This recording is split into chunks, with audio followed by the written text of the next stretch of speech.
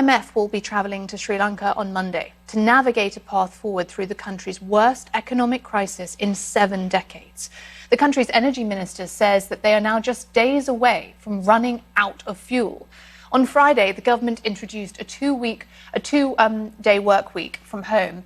2 weeks of working from home as a programme for public service workers to help combat the fuel shortage. This is just days after the government said that public service workers can also use 1 day of their working week to grow crops amid food shortages.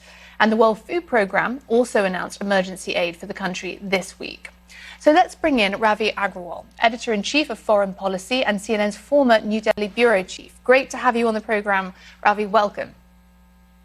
Great to be with you, Bianca.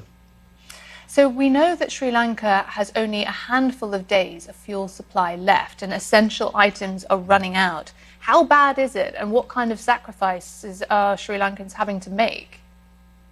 Oh, this is the worst economic crisis in Sri Lanka's history, really. And it's as bad as it sounds, in that Sri Lanka's running out of money. It doesn't have money to pay for fuel. It imports fuel, of course. It imports most of what it consumes, other than certain types of food. It's unable to provide cooking oil for people. It's unable to get medicines in for people. So the situation really is dire. I mean, you mentioned that the government has started to give some workers a 4-day work week. Part of the rationale behind that is as dire as needing to save power in government offices, and also hoping that some of these workers would grow food in their backyards. That's how bad it is across the board. But what it all comes down to ultimately is money. If Sri Lanka had money, it could buy many of the things it needs, which is what it would have done under normal circumstances.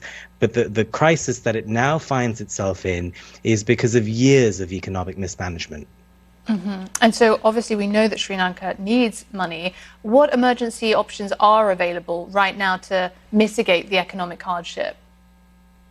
Well, they're fairly limited for a number of reasons. Usually what happens when a country tends to fall into what is essentially a balance of payments crisis is you reach out to the usual suspects, the IMF, the World Bank.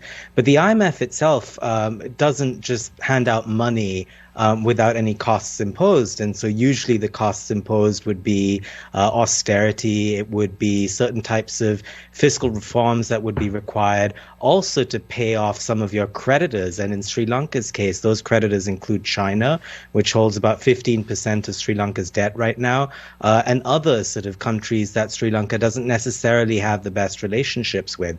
So there's a lot there to untangle in the coming days and weeks. Adding to all of this is the fact that Sri Lanka's had a political crisis over the last several weeks now, where the Rajapaksa government has been deeply unpopular. It sparked historic protests across Colombo and other parts of Sri Lanka. The people are extremely angry, and so you have this toxic mix of political instability, no money, no real ability to build an economic plan without help from the outside world, and that outside help isn't easy to get in. Okay, so those are some of the factors which right now are encumbering forms of progress, like political instability, outside help. But can we rewind? So where did this economic crisis come from? What factors contributed to it?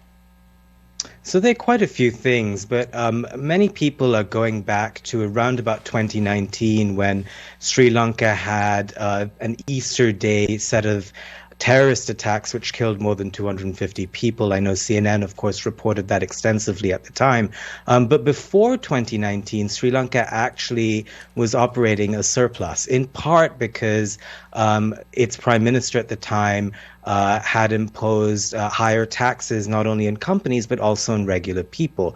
What happened after those terrorist attacks is that he became very unpopular, of course, for security reasons, defense reasons, and Sri Lanka then ended up welcoming back in the Rajapaksa family, which has governed Sri Lanka for many, many years before. In the past, they're the family that was behind ending Sri Lanka's civil war in the 90s and 2000s. And what happened when this family came back in, and I say family because, of course, they had a president, Gotabaya Rajapaksa, but he ended up installing his brothers and other cronies in a whole variety of ministries. And so in a sense, you had one family with absolute power over government. It was unchecked power. And with that came populism, economic mismanagement. This is a country that, again, gets most of its income from tourism. They went on a grand tour of infrastructure, ruinous spending, and then also slashing taxes. So they were spending money but not bringing in new revenue. All of that still could have been fine under normal, flourishing circumstances. The pandemic hits, tourism is destroyed, and then Sri Lanka really begins to feel the bite. It still thought that maybe it could get through that. And then, of course, you have the war in Ukraine, which ended up leading to crude prices more than doubling. And that meant that if you're a country that imports most of your oil, you're really in deep trouble. So Sri Lanka really is exhibit A for how a whole range of global crises over the last couple of years have made it incredibly difficult for smaller nations. Ravi Agrawal, it's been great to hear from you. You're editor-in-chief of my favorite magazine, Foreign Policy, and we'll have to have you on again soon. Thanks so much for joining us.